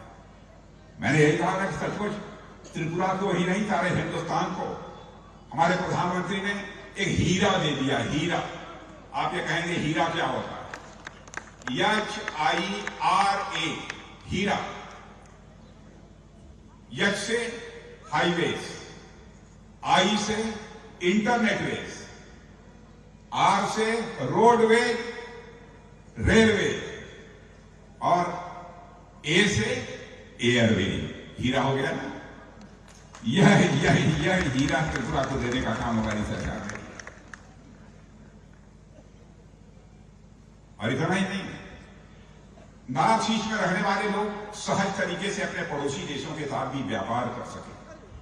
यानी इंटरनेशनल ट्रेड, अंतरराष्ट्रीय व्यापार भी हमारे त्रिपुरा के लोग कर सके। हमारे प्रधानमंत्री ने फैसला किया कि हम अब नॉर्थ ईस्ट के राज्यों को आसियान कंट्री के जो देश हैं उनके साथ हम सड़कों से जोड़ देंगे। अरे त्रिपुरा के लोग, मेरे नॉर्थ ईस्ट के बहनों भाइयों, अब आप रंगून और बैंकॉक के साथ भी सड़कों से जुड़ने के लिए जा रहे हो। अपना कोई माल यहां तैयार करके यदि दुनिया के दूसरे देशों में भेजना चाहते हो तो आप सड़कों के माध्यम से भेज सकते हो। यह व्यवस्था हमारी सरकार करने जा रही है। अनानास को यहां क्या कहते हैं इस भाषा में? अनानास, यहां सड़ जाता था अनानास, आज बांग्लादेश जा रहा है, दुबई जा रहा है, जर्मनी तक जा रहा है। और इसके कारण यहां के किसानों की आमदनी दोगुनी हो गई है। कहीं पहले तो अनानास सड़ जाता था, इसका पता ही नहीं चलता था। अब जैसा मैंने कहा, रंगून और बैंकॉक तक जाने का भी आपका रास्ता पूरी तरह से साफ हो गया है। पॉलिटिकल वायलेंस का जहां तक सवाल है मेरे बहनों भाइयों, वो तो लगभग अब पूरी तरह से समाप्त हो गया है। अब देखिए, गरीबों के लिए हमारी सरकार चिंता करने वाली कैसी है। मैं अब जो प्रदीप किशोर जी हैं उनको मैं बताना चाहता हूं कि प्रदीप किशोर जी, जिस आदिवासी भाइयों की आप बात करते हैं, उन आदिवासी भाइयों की ऐसी हमारी सरकार चिंता करती है। 2014 तक आदिवासी भाइयों के कल्याण के लिए केवल ट्राइबल वेलफेयर के लिए केवल 21,000 करोड़ रुपए का बजट था। आज सुनना चाहते हैं आप कितने का बजट है? सुनना चाहते हैं? ट्राइबल आदिवासी भाइयों के लिए कितने का बजट है? पहले 21,000 करोड़ का था, अब 88,000 करोड़ रुपए का बजट हो गया है। अब मुझे किसी ने बताया क्या हो गया है प्रदीप किशोर जी को, मेरी समझ में नहीं आता। लोग कह रहे थे कि प्रदीप किशोर जी देववर्मा कभी कभी कहते हैं कि हमको सिक्योर लैंड चाहिए आदिवासी, सिक्योर लैंड, सुरक्षित। अरे बहनों भाइयों, प्रद्युत जी बात को भूलिए मत। इस देश में हमारी एक आदिवासी बहन को भारत का राष्ट्रपति इस देश ने बनाया है। कल्पना भी कोई नहीं कर सकता। इतने दिनों तक कांग्रेस की हुकूमत थी, क्यों नहीं इस काम को लोगों ने किया? आज आदिवासियों का मसीहा बनने की कोशिश करते हैं।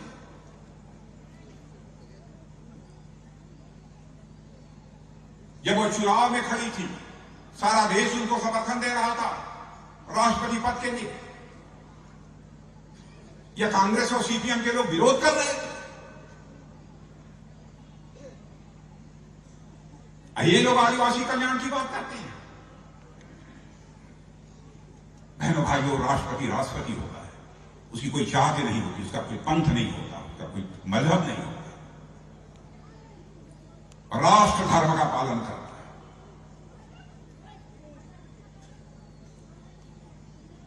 राजनीति यदि की जानी चाहिए तो अस्तर की राजनीति की जानी चाहिए, एक लेवल से नीचे उतर कर राजनीति नहीं की जानी चाहिए। कहां ले जाना चाहते हैं लोग देश को? बहनों भाइयों, आपको जानकर खुशी होगी, जब कोरोना का संकट चला था, सारे दुनिया की हालत इतनी पतली हो गई थी, इतनी पतली हो गई थी। तो नहीं रहेगा, भारत में भी मंदी आएगी ही आएगी। लेकिन जानते हैं, इंटरनेशनल मॉनेटरी फंड, अंतर्राष्ट्रीय मुद्रा कोष, यह अंतर्राष्ट्रीय संस्था है, उसके प्रमुख अर्थशास्त्री चीफ इकोनॉमिस्ट ने कहा कि इस मंदी के दौर में भी चमकता हुआ सितारे के रूप में भी कोई देश दिख रहा है, तो उस देश का नाम है भारत है। यह करिश्मा यदि किसी ने किया है तो आपके प्रधानमंत्री मोदी जी ने किया है। बहनों भाइयों, उनके नेतृत्व हमारी सरकार ने किया है। आज हमारा भारत ये कमजोर भारत नहीं है। आज हमारा यह भारत, यह दुनिया का ताकतवर देश बन चुका है। ऐसा नहीं है कि जो चाहे वो भारत को आंख दिखाकर चला जाए। मेरे बहनों भाई, वैसा भारत नहीं है। जो भी यदि भारत को आंख दिखाने की कोशिश करेगा, क्या जवाब देना चाहिए, हम उसकी कला भी जानते हैं और उसका जवाब देने का जज्बा भी हमारे अंदर है, हमारे दिलों में। सारी दुनिया मानती है। क्या ऐसे देश का नागरिक होने पर हमको गौरव की अनुभूति नहीं होती?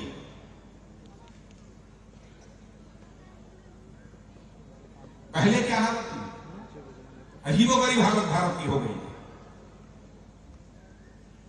छोटी छोटी चीजों की चिंता हमारी सरकार ने की है।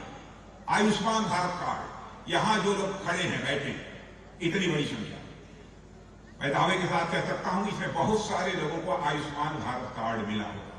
ईमानदारी से जिनको आयुष्मान भारत कार्ड मिला होगा, जरा हाथ उठा दीजिएगा। मेरे मीडिया के मित्रों, देख लो आप पीछे। क्या कभी आपने कल्पना किया था कि इस देश में कोई ऐसी सरकार आएगी कि एक कार्ड दे देगी और कहेगी कि एक कार्ड दे दिया, तुम्हारी यदि तबीयत खराब हो जाए तो 5 लाख रुपए का तुम्हारा मुफ्त में इलाज किया जाएगा। यह व्यवस्था किसी ने की है तो क्या हमारी सरकार की? अब हिम्मत है इस चुनाव में किसी की कि कोई राजनीतिक पार्टी हिंसा करने की जरूरत कर ले तो मैं देखूंगा कि मां का दूध पिया है।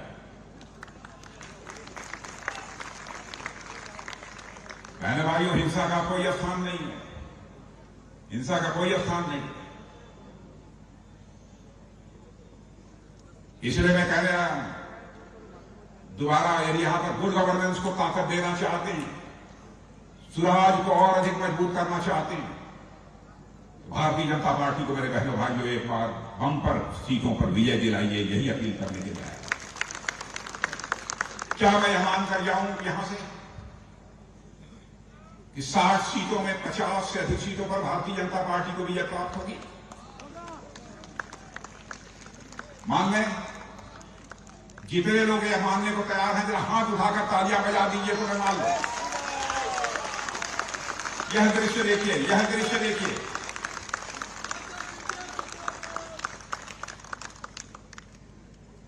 और बहनों भाइयों, इतनी बात मैं दावे के साथ कह सकता हूं, यदि आप लोगों ने 60 में 50 सीटों पर भी विजय दिला दी, एक बार मैं ही नहीं, हो सकता है प्रधानमंत्री जी पुनः त्रिपुरा के अगरतला में आकर त्रिपुरा की जनता के प्रति आभार व्यक्त करने के लिए आप सबके बीच में। सारे भेदभावों से ऊपर उठकर रहना है। अब इधर उधर मत देखिए, अब इधर उधर देखने का समय नहीं है, अब सीधे देखने का समय है। कौन देश का भला कर सकता है? कौन देश को ताकत दे सकता है? कौन भारत माता का मस्तक सारी दुनिया में ऊंचा कर सकता है? उसी को आपका वोट जाना चाहिए, उसी को आपका समर्थन जाना चाहिए। इसलिए मेरे बहनों भाइयों, कमल के फूल का बटन दबाइए और भारतीय जनता पार्टी को भारी विजय दिलाइए। आप प्रत्याशी की तरफ मत देखिए, आप प्रत्याशी की तरफ मत देखिए, आप देखिए केवल भारतीय जनता पार्टी की तरफ देखिए मेरे बहनों भाई। भारतीय जनता पार्टी का प्रत्याशी कौन है? प्रत्याशी में हो सकता है कुछ गुण हो, कुछ अच्छाइयां हो, कुछ कमियां भी हो सकती हैं, लेकिन जो भारतीय जनता पार्टी के साथ होगा, जो भारतीय जनता पार्टी के चुनाव चिन्ह से जीतेगा मेरे बहनों भाइयों, यदि वह गड़बड़ करेगा भारतीय जनता पार्टी में रहकर बहनों भाइयों, तो भारतीय जनता पार्टी दूध की मक्खी की तरह निकालकर उसे बाहर करने में भी रंचमासक संकोच नहीं करेगी। इसलिए मैं कह रहा हूं, प्रत्याशी मत देखिए, केवल देखिए कमल का फूल कहां है। और आप जानते हैं लक्ष्मी जी भी यदि कहीं विराजती हैं तो कमल के फूल पर ही विराजती हैं। लक्ष्मी जी घर में भी आती हैं तो कमल के फूल पर ही बैठकर आती हैं। लक्ष्मी जी पंजा पर बैठकर घर में नहीं आती है। लक्ष्मी जी तीर कमान लेकर घर में नहीं आती है। लक्ष्मी जी आती हैं तो कमल के फूल पर ही बैठकर आती हैं। भारतीय जनता पार्टी को विजय दिलाइए, यही अपील करते हुए और एक बार पुनः आप सभी का अभिनंदन और स्वागत करते हुए अपना निवेदन समाप्त करता हूं।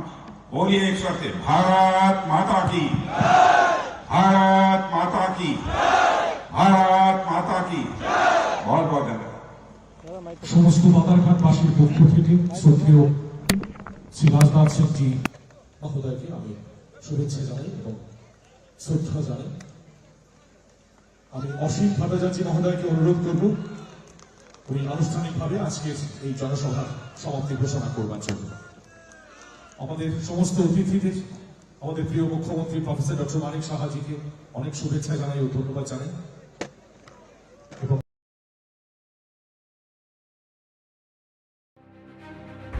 জানাই শুভেচ্ছা জানাই যে আমাদের প্রার্থীকে আশীর্বাদ করবার জন্য উনি আমাদের মাঝে এসেছেন। আজকের সবাই এখানে সমাপ্তি ঘোষণা করছে। নমস্কার।